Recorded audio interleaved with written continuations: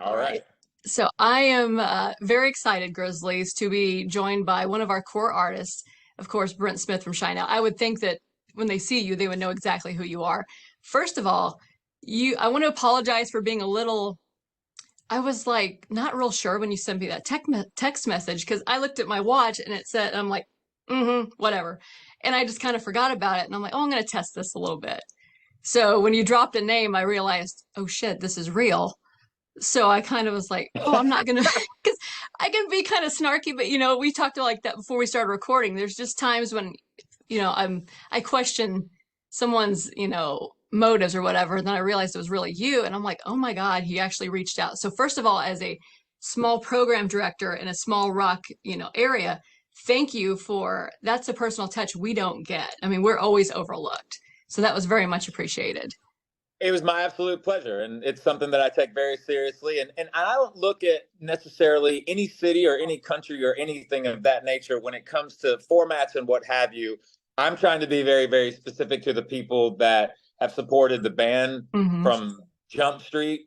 And even if they're just kind of finding out who the band is, the support is taken very seriously. We're not desensitized to that in Right. the band. Myself and Barry and Zach and Eric were super, super appreciative of it. And it had been a minute since I had reached out to the panel. Hmm. And I just took a couple of days and made sure that I texted everybody. I made a couple of calls on some office lines. I had mainly everybody's cell phone number. I've been Yeah. doing it as long as I have. You Right. are able to get those numbers. And yeah, you weren't the only person too that was like, "Is this real?" Yeah. And I was like, "No, it's me." And then we had Um, a nice chat, and then here we are we again. did. And you know what's funny is as it was like the dawning of the realization that, okay, this is real, I got on my Alexa and video chatted with my mom. Because I was like, Mom, you ain't gonna believe this. And she's just like, she goes, you need to calm down. I'm like, no, I'm serious. I'm like, he's texting me right now. She's like, okay, just call me later. So it's one of those moments. It's like, I have to tell my mom. She's always like the first human. I have to tell everything, too.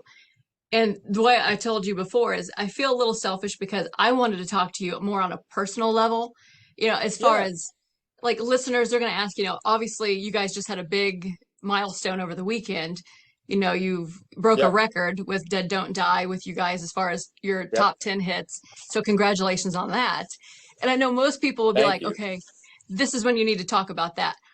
I want to ask more about your songwriting because you have Sure. this innate ability to say what people can't say in situations. So like I can take one of your songs and I kind of call it soundtrack to my life. There's not one from all of your albums that I couldn't pick if there's a situation that I'm going it through that I can't listen to that and it's like, okay, this is how I'm feeling and I can say to someone, well, listen to the song.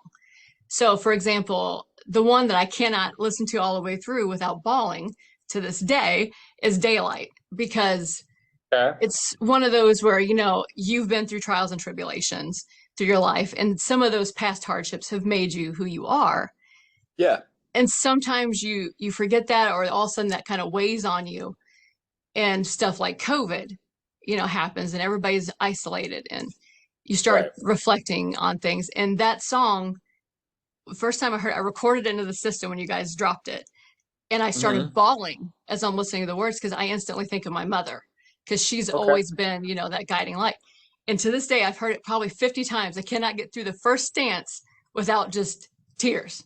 So, how do you tap into that part of you to write this kind of stuff? Is it just something that you feel at the moment, or is it just kind of, But you said something when you were describing it and what the song means to you and how it mm-hmm, affects you. And you said taking moments in these songs and you can relate it to a situation in your own life.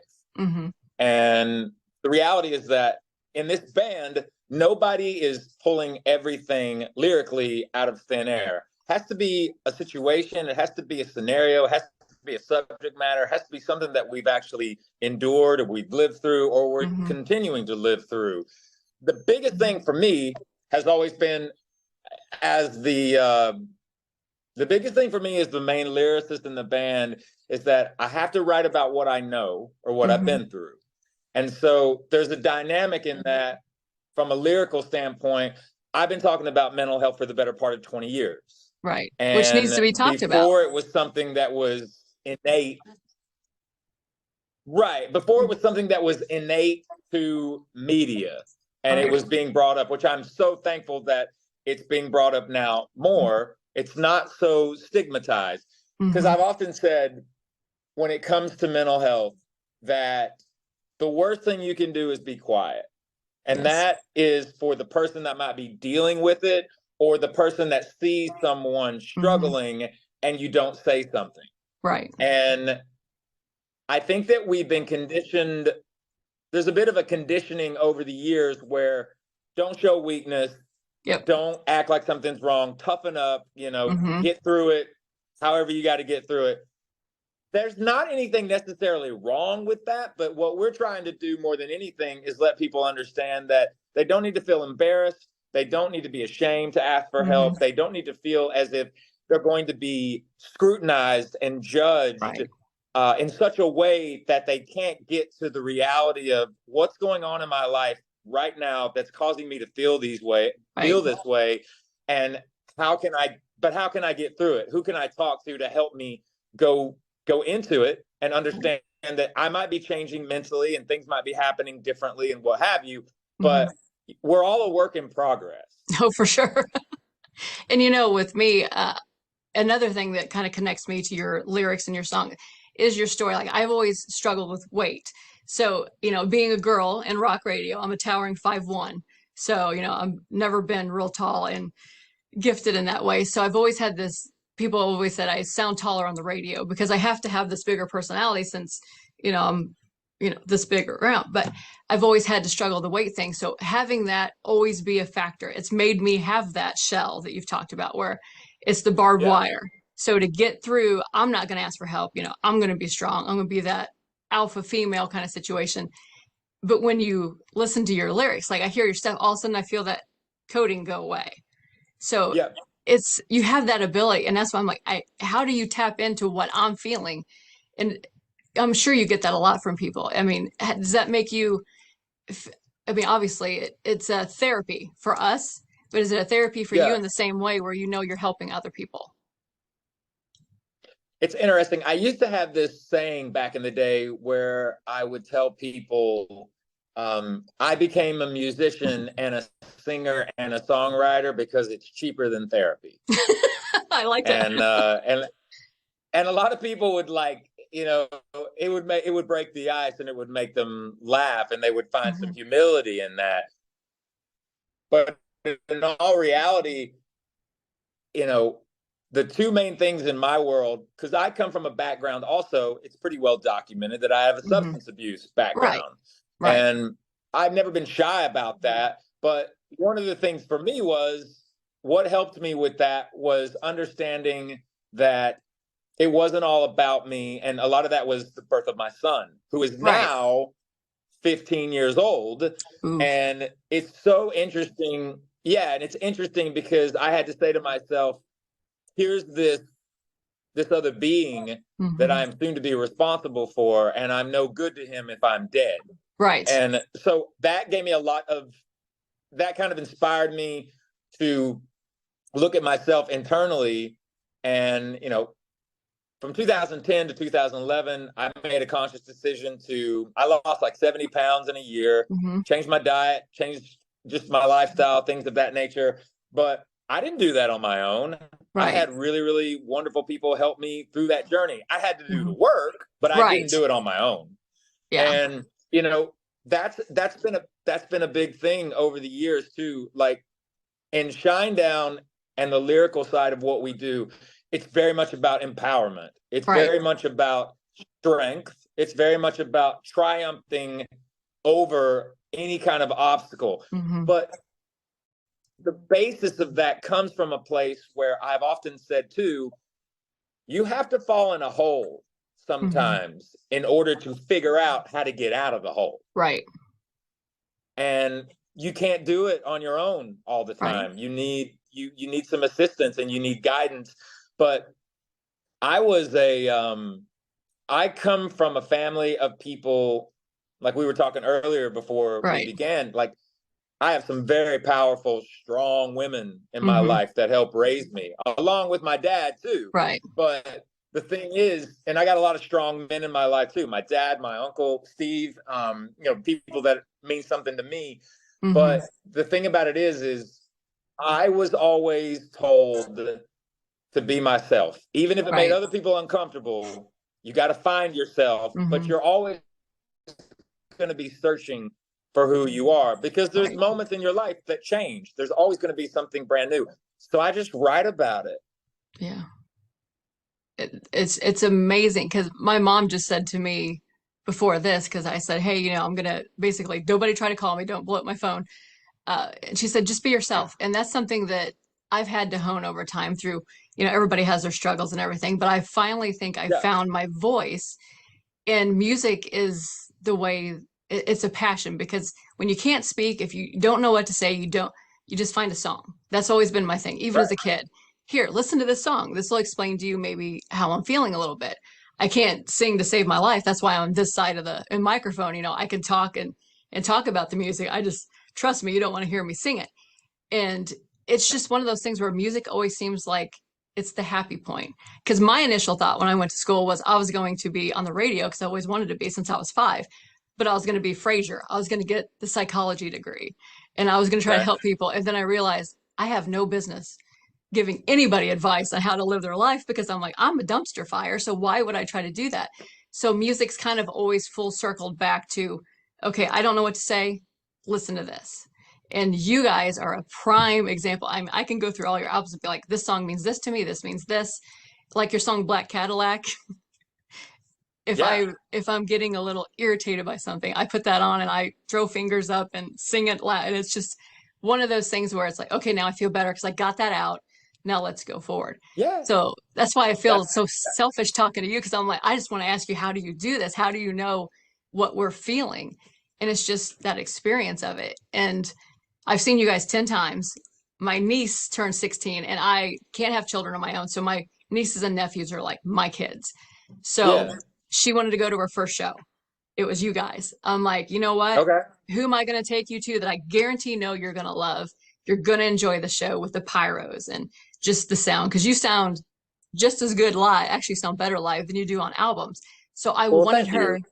It's absolutely true because some of those don't, and you know that. The auto tune is meh, or all that. But you guys, I knew for her to go out because I'm trying to pass on my love of music to one of them. And so I'm like, let's go to the Right. show. I want to see how you react. And the moment that I'll never forget is you were doing Simple Man, which is a great song by Skinner. I mean, obviously grew up with that. Yeah. But your version, I knew she knew that. And she put her arm Hmm. around me and we sang like we had flip top heads. And it was like that moment, I was like, okay, now she understands why I'm the way I am, why I'm always music, music, music, music. I could give Yeah. two craps about TV. It's always music, music. And it was one of those moments. And then locally here, I mean, we're a small town Hmm. area. We have a racetrack. And your song Bully was playing Hmm. and it was our station sponsored night. So we're out there, doing the MC with the dirt stuff. And they play your song, Bully. It's going Yeah. over the speaker in between things. And there's a 10-year-old boy, not even 20 feet from me, who is singing it with so much heart that I Yeah, was like, man. yeah. And that's what I think makes me like music so much. And because it's one of those, like, you see it, that little boy's going through something in his mind. And in that moment, he's like, it's it. So I want to thank you just as someone, as a listener listening to it, keep doing what you're doing. And You're our, so thoughtful. Thank you. it's one of those, it's the selfish part. I just wanted you to know how much you have helped me through different situations, good, bad, indifferent. When you don't know what to think, what to feel, suddenly you hear it. Like if I hear a song and I see images in my head, that's when I know I like it, that I'm Right. connecting with some way. So like your voice, when you hit those high notes every time, goosebumps, always. It's the passion that you have. I just wanted to make sure you were aware because I know it means a lot for me when someone comes up and says, hey, you said something on the radio. I had it happen Saturday at a concert we were hosting. You said something on the radio, which Hmm. I thought was nothing. And he's like, I just need a moment to tell Hmm. you that meant a lot. You have no idea. And it kind of stepped me back. So I'm like, I just intro and I outro, tell some fart jokes. You know what I mean? It's like, that's what you do. And then, but one little insignificant thing is like, you've helped us through a lot. And it's, it was nice for him to say that to me. So I want to make sure I said it to you because I want you to know that there's people that you help give voices to.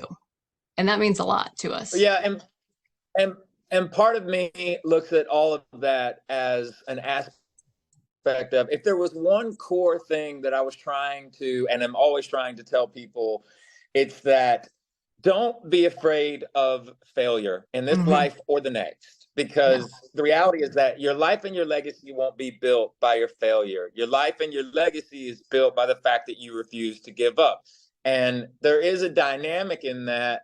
And I don't want people to focus so much on a plan B all the Right. time in their life. And you have all these multiple stages in Mm-hmm. your life.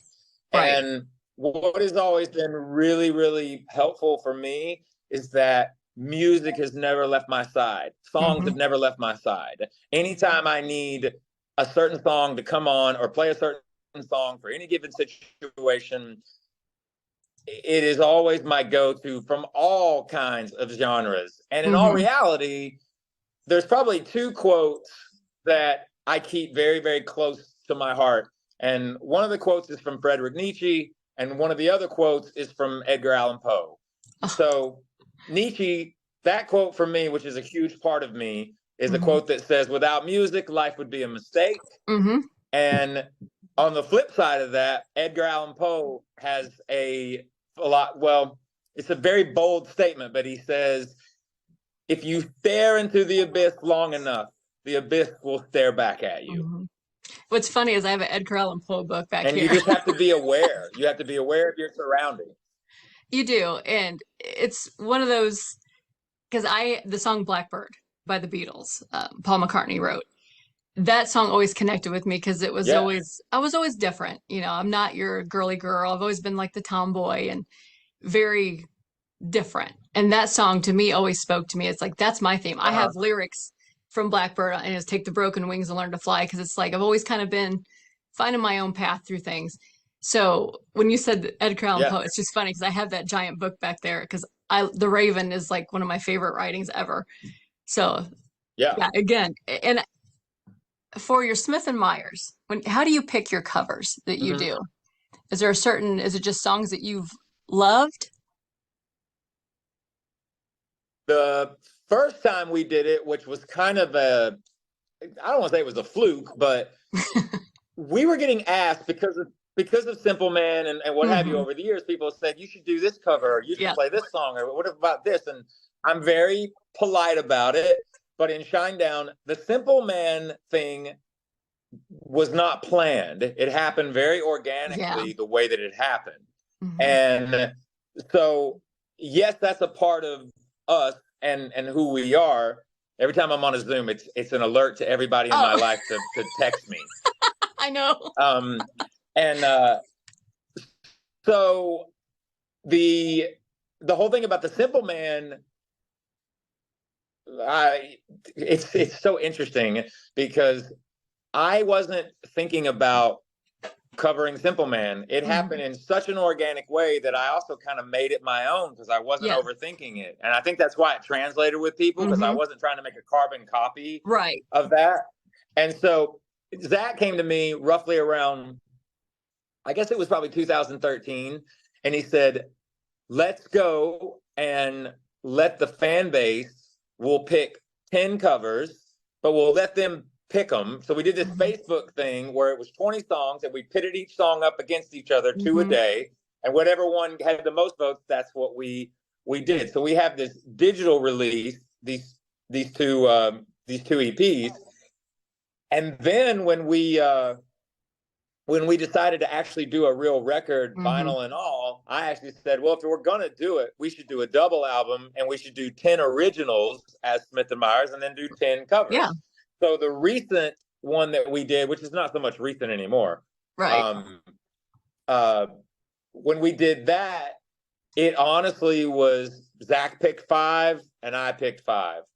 And we just kind of took it from there. But that was another thing where we didn't want to quote unquote make carbon Yep, copies of everything. exactly. That's why like Rebel Yell by Billy Idol, that doesn't sound Right. like the original. Right.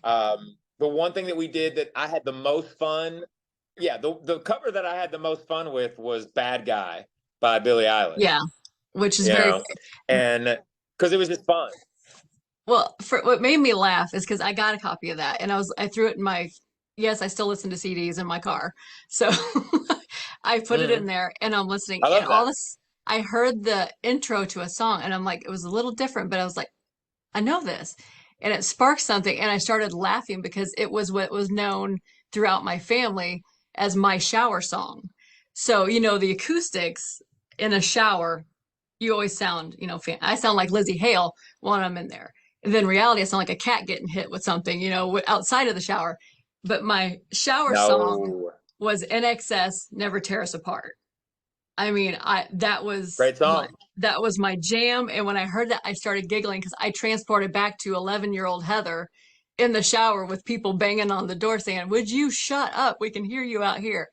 So it's just one of those fun moments where it just like, yes. And the way you guys did it was so different, but so familiar that I very much appreciated that. So I didn't know if that was just something you guys kind of just, when you're rehearsing, like, hey, let's just try to do this.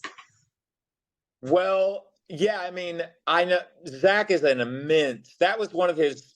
I kind of picked that, but I picked it for Zach. He's a huge NXS fan, Oh, yeah. so I picked that for him to do, with me, and then the Oasis cover because he's a massive Oasis fan. But Yep. like all the other things too, we try to just, do things that, like one of the biggest surprises for me anyway on that double album was I think the one that there were two. When we did Unchained Melody, everybody saw that we were going to do that, and they were like, I wonder what this is going to be like. And we just tried to hold true to the original. That one I think you have to. Yeah, there's not really much wiggle room there with that. Right. But the one that, and another one that was, and is basically an acoustic version, but it's a difficult song to sing because of the emotion, which is Losing My Religion by REM. Such a great song. That's a tough one to do, like exposed like that. And the other one was that I had a blast though doing, and we kind of stayed true to the song, but opened it up a little bit and kind of bluesed it out a bit more with Sledgehammer by Peter Gabriel. I had a good time doing that one. Yeah, that it's always fun to see somebody else's perspective, to take a song and kind of flip it on its ear a little bit. But it was just one of those things where I called my mom again. I'm like, okay, I'm going to play this song for you, and I want you to name that tune. And she just started laughing. She's like, well, don't sing it, for crying out loud. So it's like, don't worry, I do that. Oh, it's bad. But do you guys have like certain ones that you just like to like start with, to play around with? Maybe you're trying to get into mood maybe before a show or something like that. Is there just kind of like a little fun like pre-show thing that you do, maybe a song you just start singing? Well, I mean, when we're on the road, like we do sound checks. I mean, it's different with Shinedown, right, or with Smith the and Myers. Smith and Myers, right. That's kind of I'm gonna be honest with you about Smith and Myers. I do Smith and Myers. I do it for Zach because I know Zach likes to have the outlet. I do. Yeah. And the reason I say that is he needs a different outlet at times. He's in this band that is quite ferocious. Right. And, takes this certain level of performance. He looks at being in Shinedown when we're on tour. He looks at that every night when he walks on stage. He'll tell you, he's like, I'm going to war. Oh, yeah, I'm sure. When he's, and it takes a lot out of him. And it takes a lot out of all of us because we're so, we're so passionate about it. Yeah, so you get into it. Yeah. I get that. Right. So it's kind of just a fun, go back to the roots kind of thing. Yeah, it allows him to kind of work another part of his brain that he loves. Yeah. He's very much a traditionalist and a truist when it comes to acoustic instruments, especially acoustic guitar. He's very open-minded about what those songs mean, and how when you do something from an acoustic standpoint, the relatability to it, but also he likes stripping it down to its bare minimum. And can you have the same effect, if not more, when it's just a vocal and a guitar? Right. And that's more exposing when it's just Right. you, a guitar, because the emotions come out. Do you have a song? Let's say, because I always do this thing with a theme song. So you have to have a theme song, one song that describes you to anybody that doesn't know you. Say, this is Brent. Do you know what song that would be? Oh my gosh, that's a I've never been asked that before. Um, Holy moly. It's like, it could That's be a any tough song. It one. is. It is. Um, Honestly, Hmm. if somebody was to describe, I'll do this in a two-part way. Okay. If somebody asks, because if you're going to describe me, then you have to describe Shinedown. Right. You know what I mean? Like Hmm. if you're going to describe me, you're going to have to describe that. That's a huge part of your life. Um, yeah, yeah. As I tell people, I'm like, this isn't a hobby. Right. You know, um, if there was one song that I had to express what Shinedown, if we had to pick one song that would Mhm. describe the band, it would be The Sound of Madness. Love it. And I think that if you were to describe me and that it would Hmm. be Sound of Madness. If you know who I truly am at heart, Hmm. um, it would be Otis Redding. I've been loving you too long. Wow. I like that. A lot of people would say that's him That's because good. it's not so much about it's a love song or anything like that. It's my connection to Otis Redding and how my dad changed my perspective of music in general. Hmm. When I was 14 years old, I was heavily influenced by punk. So, Yep. and I'm talking about like hardcore punk. So, The Exploited, Operation Ivy, Fugazi, Gigi Allen, like Right. Wendy O. Williams and the Plasmatics, Hmm. all these different things. And my dad walked into my room one day and he was like, my dad was funny about it. He was like, Brent, I have no idea why these people are so pissed off in these songs. And I'd be like, okay, Dad, what can I, what's up? And Yeah. he's like, I want to give you this. So he gives me a cassette. Hmm. And he's like, just when you get a free chance, listen to this. You might like it. And my dad left my room and I threw it behind me in the corner Yeah. and was like, whatever. Yeah. A couple weeks later, I'm like in my room looking for something. And I find it, the cassette. And I Hmm. go, for whatever reason, I was like, all right, let me just see what it is. And I put it in and I pressed play. And it Hmm. was an anthology of Otis Redding. And what my dad didn't realize he had done was he opened up a completely different world for me because Right. it was the very first time that I heard somebody use their voice as an instrument. Right. Because Otis Redding got me to Sam Cooke, which got me to Percy Hmm. Sledge, which got me to Al Green, which got me to Marvin Gaye. Right. Marvin Gaye got me to Nina Simone, which got me to Ella Fitzgerald, which got me to Billie Holiday. And it Hmm. opened up this totally different world.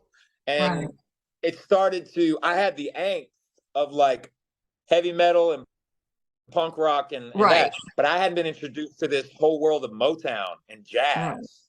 And Yeah. it helped, it helped raise me in a lot of ways musically too. Like my dad had no idea what he had done, Right. Yeah. but he made it to where my palette became very vast at that Hmm. point in time. My mom was like that because I grew up with albums, because we're not that much different in age. So Mm-hmm. we had Kiss, we had Alice Cooper, but she also had Michael Jackson. She had such an array, but her core, my mom's soul, is Beatles. I mean, she grew up during that era, had all the 45s, has all the Yeah. albums. And so I grew up knowing every Beatles lyric, every Beatles song. And so that was kind of like, I'll go back the same kind of thing where it's like, I'll take a Beatles song that people may not know. My wedding song to my husband, I walked down the aisle to In My Life, which is a very non-traditional song to walk Yeah, but it's down a to. great song. It's a fantastic song, but it's one of those where that kind of opened the door because I listen to some country. I don't really, I'm kind of pigeonholed because of what I do, and I am very much a rocker chick, but I'll Yeah. do like a Garth Brooks, or I'll do, like you said, an Ella Fitzgerald, something with a little bit different flair because there's tinges to everything, but you can hear the blues as far as in your voice and the delivery, because I think that's where your Hmm. soul comes from. So you saying that totally says, okay, that's where his emotions when he sings comes from, is that Yeah. kind of heart of music. So that's awesome. I'm glad I asked Yeah. that now. Yeah. I mean, and it took me, and what's interesting too about that road took me also into a more pop sensibility. A Hmm. lot of people don't know this about me either. Like, I'm a massive Madonna fan.